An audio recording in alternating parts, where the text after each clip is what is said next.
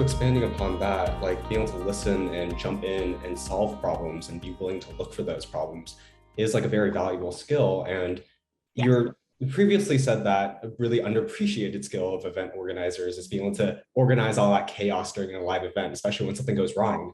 Um, Mhm. do you have, what do you think about students being able to cultivate that skill before they are able to join the professional workspace, and what advice would you give them? Absolutely. My piece of advice would always be that before you go to anyone else, if there's a problem, have a solution in mind. It's not helpful to say, hey, Jasmine, there's this big problem, and stop talking then. I want to hear, hey, there's a problem here. For example, so and so can no longer make their talk on stage. Okay, we now need a speaker. That session starts in 10 minutes. What I want to hear is, hey, so and so can no longer make their talk on stage. So I want to let you know that I asked this other reporter if they would sit in as a moderator and they've agreed. Or I think this other moderator would be good. They're talking later in the day. Can you approve this? Or something. I love to hear the solution, at least to say there's a collaboration in here, that it's not just presenting with a problem, it's presenting a problem and either a solution or a potential solution. Having that type of mindset is, I think, gonna get you really far because it provides the value. You never want to be the person who's just presenting problems to your team. You always want to be the person that's saying, there's this problem and here's my proposed way to solve it. Or I'm wondering if like I can just go ahead and solve it and no one has to know there was a problem. And both of those things happen every single day. And it also puts you on the track of being seen as a leader. You know, if you're going to a manager saying, by the way, these two things popped up today, but I handled them, and here's a third problem or challenge that I think I've solved, then they know that you're the kind of person that can take charge of a solution and research or figure out what could be done. And it helps to optimize everybody's time on hand. I was wondering, what would you say about students being able to build out that proactivity, and where can they find opportunities to do that, and be able to understand, being able to solve that problem, finding solutions before just bringing out, oh, I have this problem, but I haven't really proactively thought to make a solution of it or find a way that we can help out with this and not make it just a problem. Sure. I mean, I think that takes a little bit of time to hone that skill. For me, it was just having someone tell me one time, hey, like you should think of the solution before, like you never want to be someone just told me that. They said you should never just be bringing the problems, you should always be supporting a solution. Like, and that kind of just stuck with me.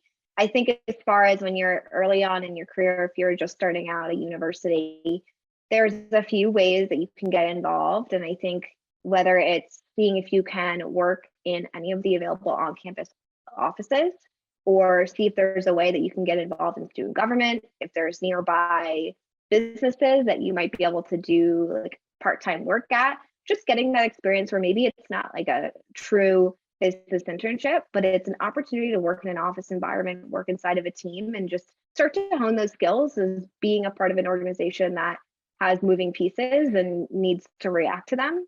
That could be part of it. I mean, I worked in our honors program office. I was the live events chair for our student government group. I also was in charge of our LGBTQ center activities group. I supported our presidential like students alumni group or something like that.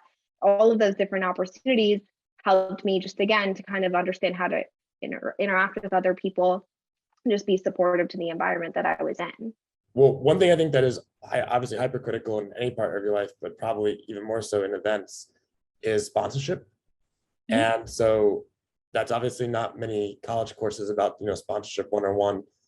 And I was wondering, again, obviously you can get some of those skills through having that first job that deals with sales or anything like that, or even while you're in school.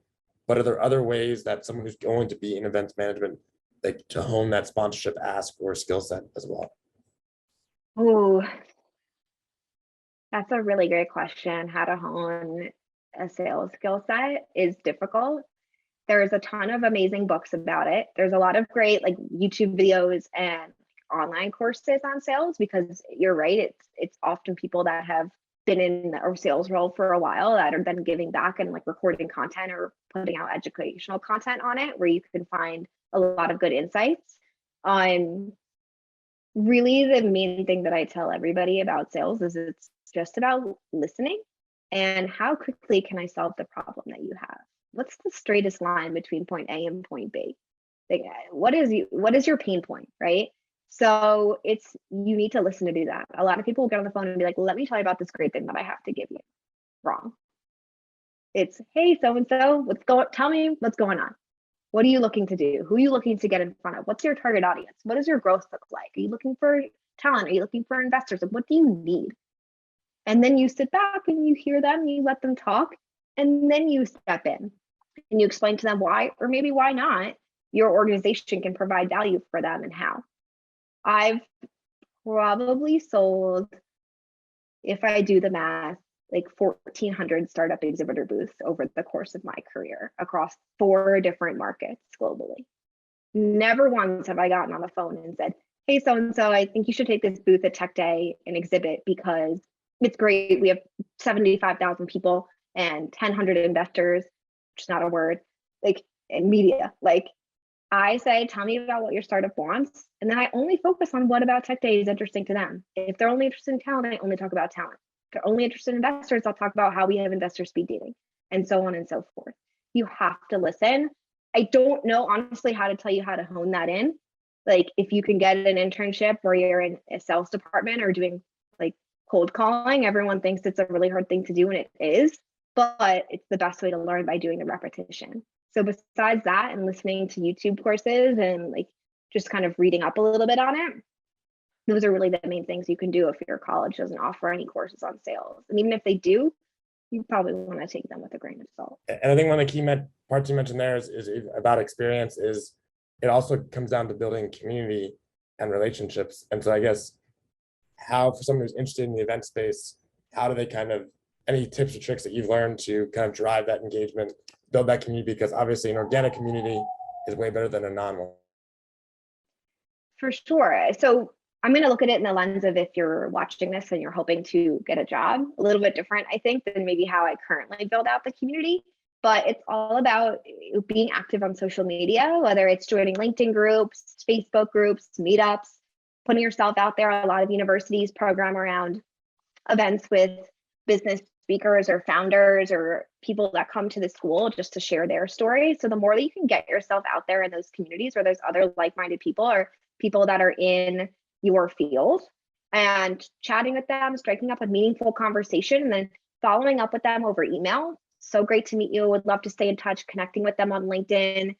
Please keep me in mind if there's ever any internship opportunities, asking even your professors. If you're in an events track or even a business or marketing track where you become close with professors and you can continue building a relationship with them, a lot of them have incredible networks inside of like the startup and business world where they might be able to help facilitate some connections outside of just your standard university internship ecosystem. And it's really just about continuing to stay relevant. It's not just sending a person an email one time. Might have been like, hey, such and such a person was really great to meet you at that event last week. Then maybe in a couple months, hey, just checking in. I saw you just hosted that event. How did it go? Or, hey, so you have an event coming up. Can I attend? Like, putting yourself out there. The nice thing about the events world is that there are events and you can most of the time go to them. Oftentimes you can go for free if you send a note if you're a student or you're interested in learning more about the organization. So there's always opportunities like that to start cultivating your career. I can also tell you firsthand, if you reach out to the event organizers a couple months before their event, say, hey, I'd love to help out. Maybe like 5 hours a week, I could shadow you or be involved. I'm pretty sure you're going to get a really good response rate. If anybody emailed me right now and said, I see you have an event in October, I'd love to learn more because I'm hoping to go into events. Can we have an hour-long call? Can we maybe talk about me helping out part-time? I would be super into that. Events people are notoriously overworked.